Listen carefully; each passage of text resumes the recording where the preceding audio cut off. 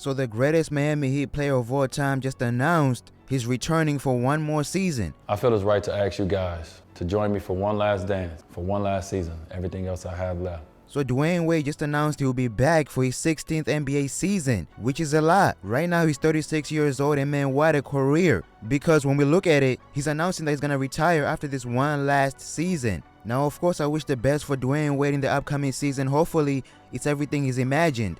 Because we know how Kobe went out. When Kobe left, you could feel it. That entire season, everybody was just waiting for that one last game. Like, wow, it's really about to be over. Because Kobe had announced he's retiring, and that one last season, you could just feel it. In the entire NBA, everybody was just like, wow. After this season, we're never going to see him play ever again. So to me, I hope that Dwyane Wade gets the same respect as Kobe did. Every arena should be standing up every single time.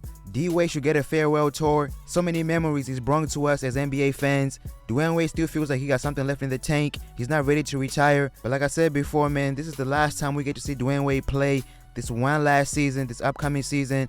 And I mean, there's going to be a lot of emotions every game he plays. I can't wait. You guys let me know what you think. And I'm out.